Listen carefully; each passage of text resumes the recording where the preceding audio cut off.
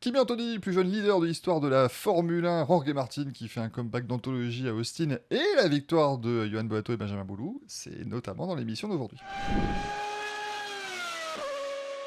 Salut à tous, bienvenue donc pour cette 29e de l'émission Auto Hebdo. À mes côtés aujourd'hui, Mathieu Chambenois, Cyprien Juillard. Comment ça va, messieurs ? Écoute, ça va, très bien. Voilà, on referme une parenthèse de Grand Prix, de F1 notamment en Asie. On va pouvoir se reposer un petit peu, si je peux me permettre quand même. Mais en tout cas, on s'amuse bien et encore une fois, c'était un bon week-end. Je pense que c'est pas forcément l'avis de tous, mais moi j'ai apprécié ce qui s'est passé. Ça y est, 3 Grands Prix matinaux / nocturne et Mathieu, on l'a perdu. Ça y est. Oui, on m'a perdu aussi, mais bon, je suis quand même très content d'être là et de débriefer ce Grand Prix et tout ce qui s'est passé ce week-end. Tu l'as dit en intro, pas mal de choses à voir aujourd'hui. Exactement, on en a eu pas mal de choses et on va commencer par notre statistique de la semaine, puisqu'on essaie de vous faire ce petit thème maintenant toutes les semaines dans l'émission. Kimi Antonelli, à 19 ans, 7 mois et 4 jours, devient donc le plus jeune leader de l'histoire du championnat du monde de Formule 1. C'était Lewis Hamilton et Bruce McLaren avant lui qui étaient à ces positions-là. Deuxième victoire de rang, Mathieu, pour Kimi Antonelli. Deuxième victoire en Formule 1 aussi. Qui, alors, à la fois doit pas mal à la chance sur le Grand Prix en lui-même, mais qui vient parachever un week-end où il a été largement à la mesure, voire mieux que George Russell. Ouais, tout à fait. Il me semble qu'on en avait parlé justement, que j'avais un petit peu évoqué le truc de dire quand même, Antonelli, il a un potentiel qui parfois peut être, à mon sens, un petit peu supérieur à celui de Russell. J'attendais de voir le fameux week-end où il allait tout mettre dans l'ordre. Et écoutez, on l'a vu et on l'a bien vu, 15 secondes quasiment d'avance à l'arrivée du Grand Prix. Non, c'était vraiment très beau et on sent que justement, il s'est pas écroulé sous la pression tout de suite. C'était un petit peu la crainte qu'on avait. Il a su surfer sur la dynamique. Alors certes, il a eu énormément de réussite, ça il faut le dire. Peut-être que le scénario aurait été très différent si la course s'était déroulée de manière plus normale. Encore une fois, avec des si, on refait le monde. C'est aussi ça qui est intéressant dans un Grand Prix. Ce que je trouve intéressant avec Kimi Antonelli, c'est qu'il dégage une force, il dégage une puissance qu'on n'a pas forcément l'habitude de voir chez les jeunes. C'est souvent des épiphénomènes. Or lui, on sent vraiment qu'il a déjà cette lucidité de se dire non, mais le titre, moi j'y pense pas encore. Et au-delà de ça, voilà, il a une maîtrise de sa voiture, il comprend ce qu'il fait. Et surtout, effectivement, là où il s'est vraiment démarqué, c'est qu'il a réussi à prendre le pas, à damer le pion, si on peut dire, à George Russell, vraiment à la régulière cette fois-ci. Moi, j'avoue que je suis un peu plus nuancé que toi parce que je suis moins impressionné par Kimi Antonelli, par exemple. Okay. Je suis moins impressionné par Kimi Antonelli que je l'étais par Oscar Piastri, par exemple, quand il a commencé à gagner. Je trouve que ces deux victoires sont superbes et que c'est un excellent pilote. Je nuance la partie sur le potentiel qui, pour moi, est encore à prouver, parce que je trouve que George Russell est aussi un pilote sous-coté. Maintenant, il a quand même gagné 2 courses et il mène un championnat du monde à 19 ans, comme tu l'as dit en intro, Michael, donc c'est quelque chose qu'on peut pas occulter complètement. Maintenant, je trouve que cette victoire, elle est quand même aussi très dépendante des circonstances, comme en Chine, où George Russell quand même a beaucoup de poids depuis 2 week-ends. Donc voilà, moi je mets un petit bémol là-dessus. Ça n'enlève rien à sa victoire qui est superbe, à se doubler, et puis 2 pôles de victoire donc, de suite, donc c'est quand même très très fort. Mais j'attends de voir s'il est capable de se battre pour le titre. Et pour moi, je vois quand même Russell encore un ton au-dessus en termes de niveau pur. J'entends la poisse de Russell sur les 2 derniers week-ends. On rappelle le problème en Chine, en qualif, et là, cette safety car qui tombe au même moment. Et un problème en qualif encore aujourd'hui. Et un problème en qualif aussi, c'est vrai. Mais d'un autre côté, la safety car qui arrive sauver Antonelli sort quand Russell était toujours derrière Piastri. Et est-ce qu'il n'y a pas un sujet, entre guillemets, de se dire que Russell finit quand même 4e de ce Grand Prix derrière Piastri et Leclerc, il ne monte pas sur le podium, avec une voiture dont on sait qu'elle a un potentiel excessivement impressionnant dans l'air libre, et pas justement dans ces bagarres d'énergie. Donc comment quantifier, on va dire, cette performance de George Russell sur ce week-end ? Moi, je tempère encore une nouvelle fois, parce que oui, George Russell était derrière Piastri, mais on l'a vu en Australie, on l'a vu en Chine. Comme tu l'as dit, les Mercedes, souvent début de course, elles sont à la bataille avec les Ferrari. Là, c'était avec une McLaren, mais elles ont toujours cette phase un peu d'attente, on va dire, d'observation, où ça se dépasse, ça se repasse, puis au bout d'un moment, elles s'envolent. Et là, je pense qu'on aurait eu plus ou moins le même scénario. Il y a aussi quelque chose qu'il faut noter, c'est que George Russell, il a eu un problème de gestion électrique. Il y a eu un bug dans le logiciel, c'est Toto Wolff qui l'a expliqué après la course, donc il y avait eu ce souci qui faisait que Mercedes ne pouvait pas gérer l'énergie comme il le voulait sur la voiture de Russell, et donc ça l'empêchait de dépasser, parce qu'en effet, on l'a vu, la Mercedes était nettement la voiture la plus rapide, quand on termine avec 15 secondes d'avance. Clairement. Après une safety car. Après une safety car, donc sur 30 tours à peu près, un peu moins, c'est quasiment une demi-seconde par tour, c'est énorme. Mais Russell aurait certainement pu doubler Piastri et Leclerc s'il n'avait pas eu ces problèmes de gestion de sa batterie. Donc je nuance aussi ça. Il enchaîne quand même les coups durs et la poisse, pour le coup, encore une fois. mais Et il un avait peu largement le potentiel pour faire un doublé. Ça c'est vrai, mais un peu les mauvais choix aussi, parce qu'il faut aussi rappeler une déclaration de Toto Wolff qui dit quand même Russell il a été pénalisé par le fait qu'il n'ait pas forcément fait les meilleurs réglages possibles. On l'a vu d'ailleurs dans d'autres écuries, je pense notamment à Hamilton qui a un petit peu raté par rapport à Leclerc. Donc cette espèce de bataille interne quand même, attention, parce que ok, Antonelli est très bien entouré, il a quand même Peter Bonington en ingénieur de course qui n'est pas rien. Néanmoins, voilà, il fait parler une expérience qu'il n'a pas et une justesse en l'occurrence que je n'attendais pas et qu'on n'attendait pas, je pense, à ce niveau-là de la saison. On a eu 2 anciens équipiers qui se sont bien battus aussi en fin de Grand Prix et qu'on a apprécié voir. C'était Pierre Gasly, Max Verstappen à l'avantage du pilote Alpine. Écoutez, c'est, on va dire, j'allais pas dire suffisamment rare parce que ça n'est que le 3e Grand Prix, mais ça n'est suffisamment peu arrivé par le passé pour qu'on le signale ici. Pierre Gasly qui a terminé devant Max Verstappen. Et Cyprien, je me tourne vers toi parce que on en parlera notamment dans le magazine qui sort ce lundi à 20h en version numérique et ce mercredi en kiosque. C'est pour les deux, cette bataille est symptomatique, est importante, elle souligne des choses en fait. Elle souligne des choses très différentes. Alors en toute modestie, je vais reprendre d'ailleurs une phrase que j'ai écrite dans le papier pour le magazine, c'est que si on revient quelques mois en arrière, quand Max Verstappen et Pierre Gasly se croisaient en piste en 2025, c'était que Verstappen prenait un tour à l'Alpine. Ouais. Et aujourd'hui, ils étaient là à se regarder droit dans les yeux, enfin Pierre Gasly surtout les yeux droit dans les rétroviseurs pour contenir Max Verstappen, et ça veut dire beaucoup de choses. Ça veut dire beaucoup de la progression d'Alpine, qui nous avait un peu déçus en Australie, on va être honnête, on s'attendait à mieux. On les attendait comme la 5e force du plateau après les essais de Bahreïn, ça avait été un peu décevant. Aujourd'hui, depuis la Chine, c'est même la 4e force du plateau. À la bataille avec Haas sur certains week-ends. Ce week-end, Gasly, le meilleur des autres, donc tout va bien. Il a quand même dit cette déclat qui est très forte, de dire c'est la meilleure voiture que j'ai eue dans ma carrière. La meilleure voiture que j'ai eue dans ma carrière avec l'AlphaTauri de 2021. Verstappen, à l'inverse, c'est ça qui est marrant, c'est que 2 pilotes qui passent la ligne à 3 dixièmes d'intervalle après s'être battus toute la course n'ont pas du tout la même vision. Gasly, on rappelle, il termine que, entre guillemets, 7ème. C'est pas non plus exceptionnel en tant que tel, en tant que résultat. Mais ça veut dire beaucoup de la progression. Et Verstappen, à l'inverse, 8ème, c'est pas catastrophique, surtout qu'il était sorti en Q2, il partait 11ème. Mais par contre, lui, c'est une nouvelle fois ses déclarations fracassantes sur le règlement, ces premiers signes d'une retraite possible en fin d'année qui sont aussi un peu inquiétants, je trouve. On sent que ça y est, là, il est arrivé à bout de nerfs, en fait, il en a marre et il dit que ça le passionne plus. Il dit si la saison s'arrêtait là, c'était retraite, je pense, à mon avis, il n'y a aucun doute. Oui, mais si vraiment la décision doit être prise là... Je pense aussi, et puis bon, il a un peu répondu à Lando Norris qui avait dit ça en début d'année en disant on est très bien payé, etc. Donc pourquoi on se plaint? Il a dit, moi de toute façon, c'est pas une question d'argent, ça a toujours été une question de passion, et si je suis plus passionné, je partirai. Il n'est pas à plaindre financièrement, je pense qu'il peut se le permettre. Donc ouais, ce contraste est assez marrant pour 2 pilotes qui pourtant passent la ligne... Vraiment l'un quasiment à côté de l'autre. Elle est forte cette phrase de Gasly parce qu'on rappelle qu'il avait une Red Bull quand même en 2019 qui gagne des courses. Et il estime que cette Alpine est meilleure que cette Red Bull. Alors évidemment... Franchement, moi je suis honnête avec vous, Gasly pour moi c'est le pilote de ce début de saison. Je trouve que Gasly, cette capacité, déjà c'est la première fois qu'il marque lors des 3 premières courses d'une saison pour lui dans sa carrière. Et plus généralement, ça fait depuis 2024 qu'il n'avait pas marqué des points 3 fois de suite. Tout à fait. C'était sur une série de 4 d'ailleurs, donc à suivre pour Miami. Mais non, Gasly très fort, attitude très positive, et surtout moi ce que je retiens dans ce qu'il dit, c'est qu'il trouve beaucoup de cohérence entre ce qu'Alpine essaie de développer et ce qu'ils arrivent à trouver et comprendre sur la piste. Donc il y a une cohérence qui est logique, ça veut dire qu'il y a un travail en amont qui a bien été fait, et ça augure du très bon, surtout qu'en plus, pour le coup, on parlait de damer le pion tout à l'heure, là il dame le pion comme il faut à Franco Colapinto, donc tu parlais de 4e force du plateau, pour moi la 4e force du plateau c'est Gasly. Après, Colapinto fait pas un mauvais Grand Prix au Brésil. En Chine, pardonnez-moi. Tout à fait. Ouais, mais enfin, on peut pas se reposer sur une performance Colapinto. Non, bien sûr, ça aussi. Mais voilà, ce week-end, c'était vraiment... Voilà. 6ème, c'est... C'est sûr que ça devient dur. Moi, je pensais que ça allait pouvoir lancer une dynamique, la Chine. Ce week-end, c'est catastrophique. Non, l'écart est trop important encore. Non, c'est pas normal. On n'arrive pas à savoir si c'est Gasly qui surconduit l'Alpine ou si c'est Colapinto qui en est là. Mais en l'occurrence, je pense que Gasly est au niveau de l'Alpine. Vu le développement, Gasly arrive à tirer le maximum de sa voiture. Colapinto, il a autant d'expérience que Berman ou Antonelli maintenant. Donc il en a même plus qu'Antonelli pour le coup, qu'il a fait des grands prix avec Williams. Il peut pas être à ce niveau-là. C'est-à-dire quand Berman tape Ocon, qui est un pilote expérimenté, quand Antonelli tape Russell, qui est un pilote expérimenté et un super pilote, non, Colapinto, il peut pas être aussi loin. C'est juste pas possible. Justement, Cyprien, Colapinto est un petit peu lié au drapeau rouge de cette semaine, dirons-nous. Alors, drapeau rouge qui n'a pas eu en course, mais c'est notre drapeau rouge, notre petit coup d'attention qu'il va falloir donner ici. Et c'est toi qui voulais nous le dire cette semaine. Oui, c'est ce fameux accident d'Oliver Berman qui a provoqué la voiture de sécurité. Moi, j'ai été un peu dérangé par les réactions après, en fait.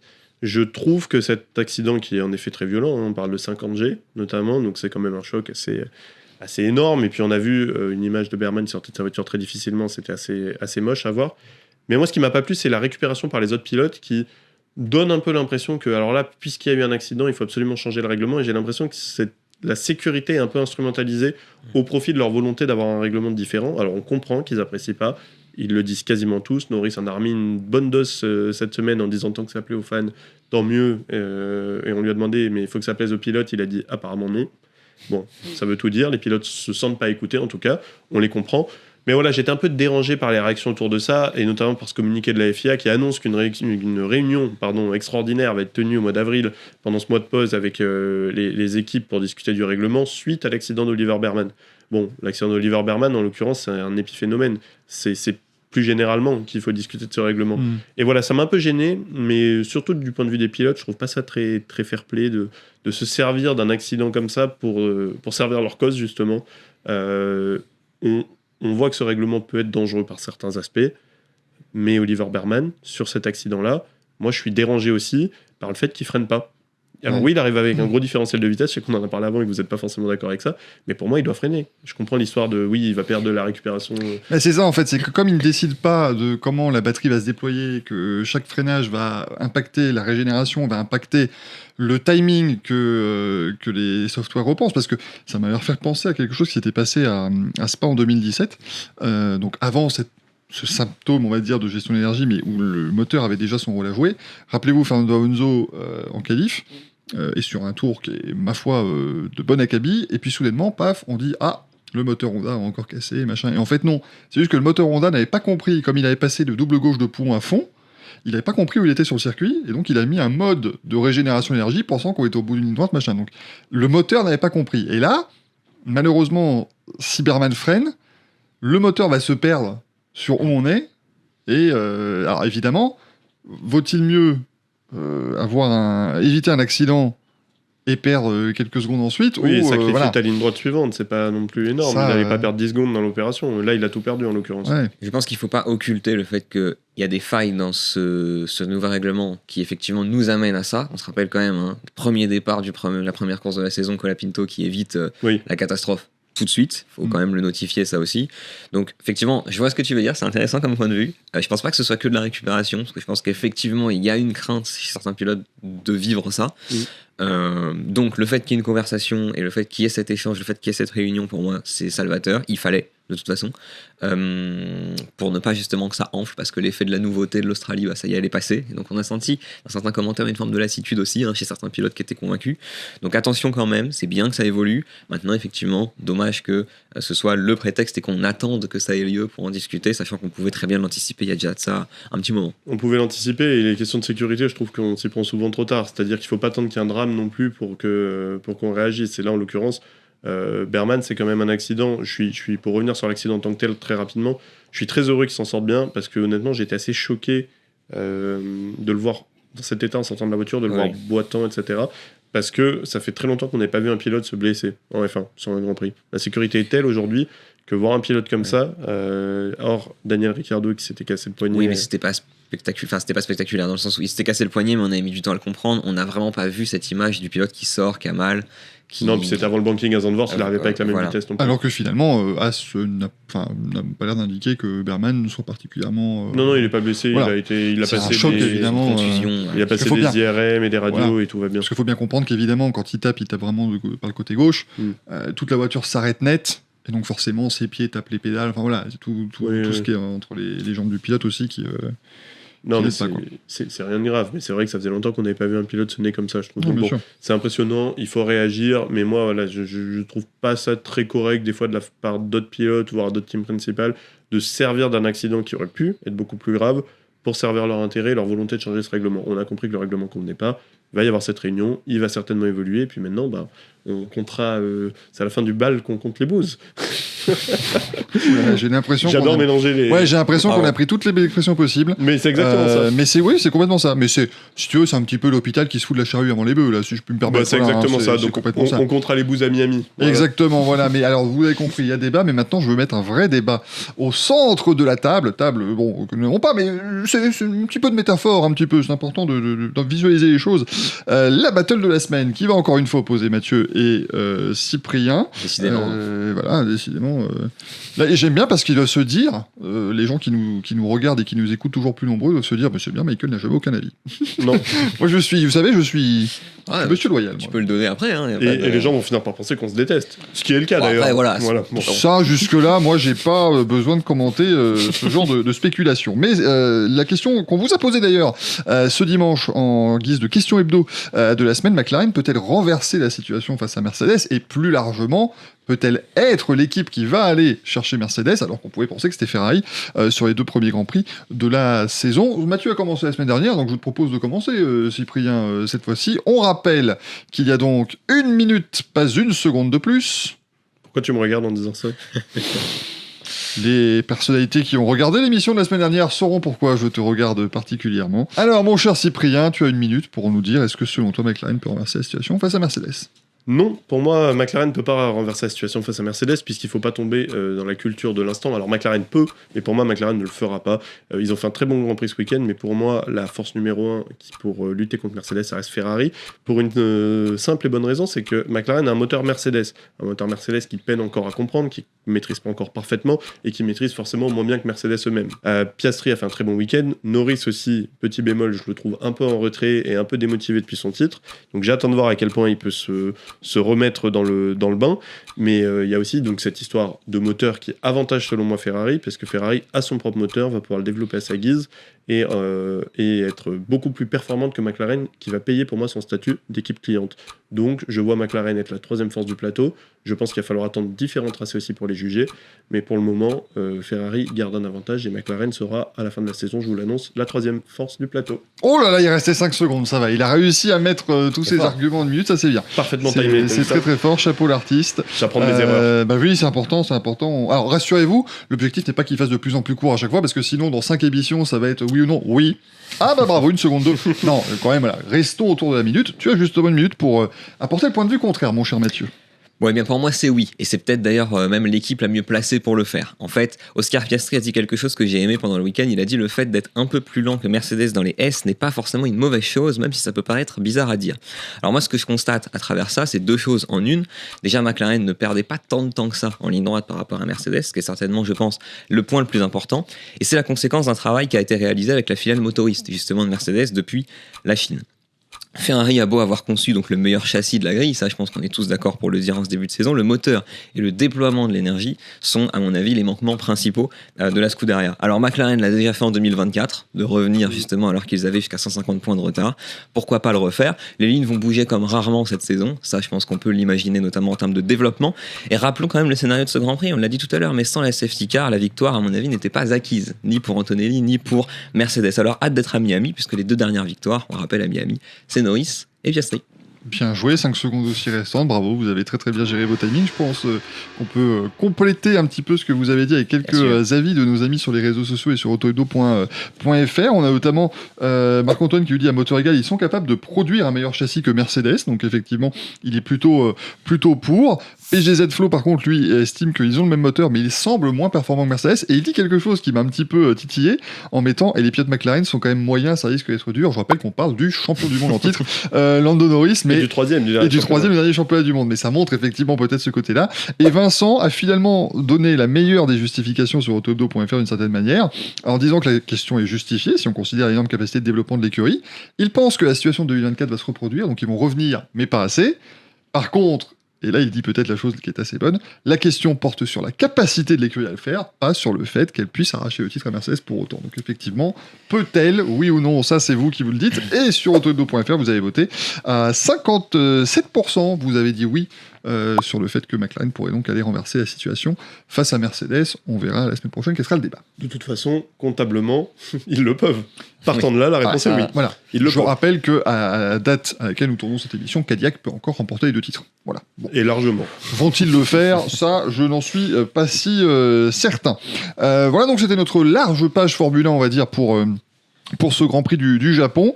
Mais j'aimerais, moi, vous parler bien d'une image quand même assez impressionnante de la semaine. Et vous savez que, bon, On va essayer de faire des images impressionnantes. Il y aura malheureusement parfois des accidents, c'est ce qu'il faut le dire, mais je pense qu'on est quand même tous d'accord pour dire que l'image de Scott McLaughlin qui termine avec l'arrière de sa voiture derrière un grillage à Barber dans le premier virage, c'était pas exactement ce qu'on avait en tête avant cette manche d'IndyCar. Donc le Néo-Zélandais a perdu le contrôle en fait de sa monoplace à l'entrée du premier virage lors des essais du samedi, et en fait donc il glisse dans le bac à gravier de l'arrière, ça soulève l'arrière de la voiture qui vient se loger entre le mur de pneus et le grillage.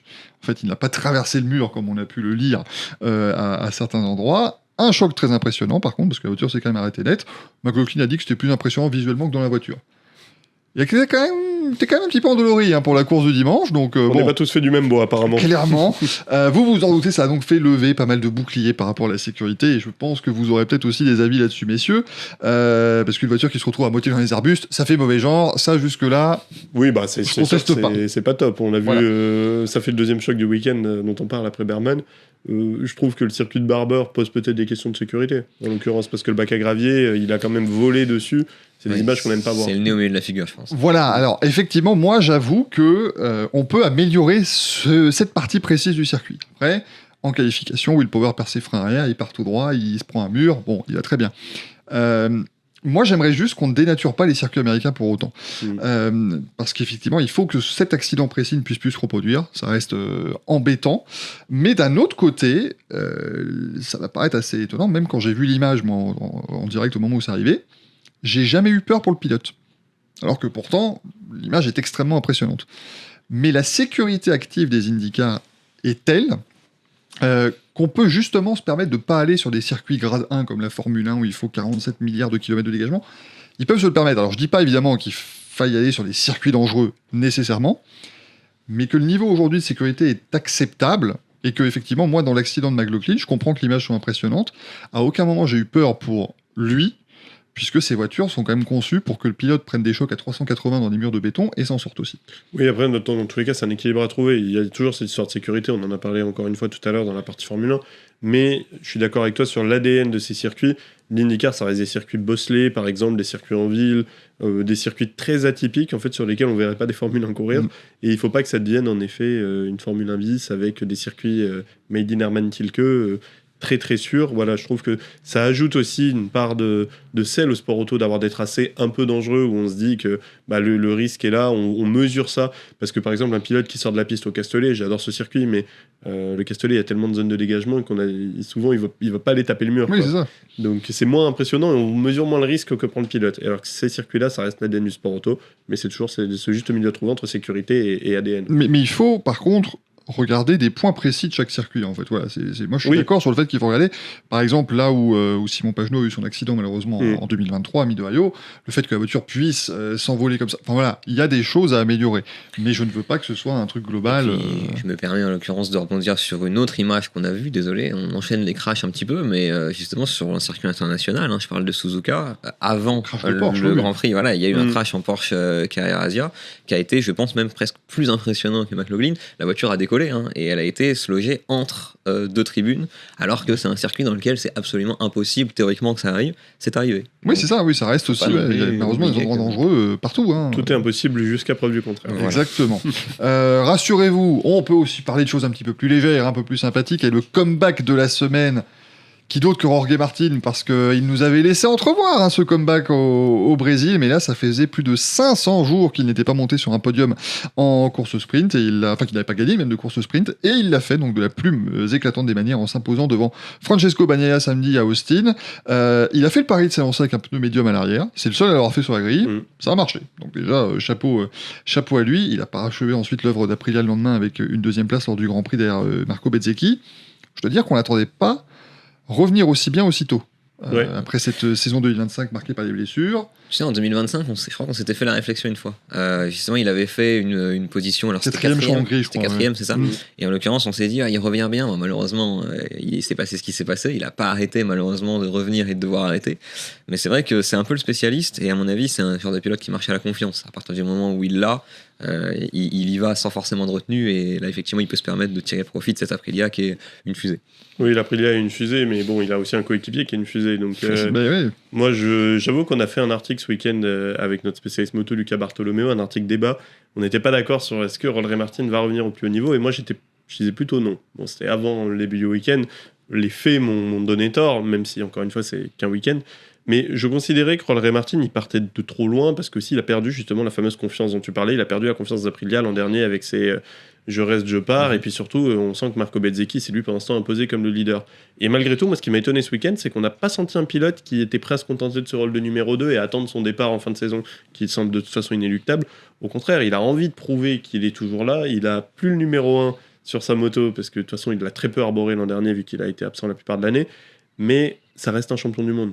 Et il faut se rappeler que Rolleré Martin, version 2023-2024, c'était quand même un niveau assez dingue. Et là, je trouve qu'on retrouve des prémices, mais il y a un point dont tu n'as pas parlé, Michael, ça me dérange que tu n'aies pas évoqué ça, c'est son highlight du week-end.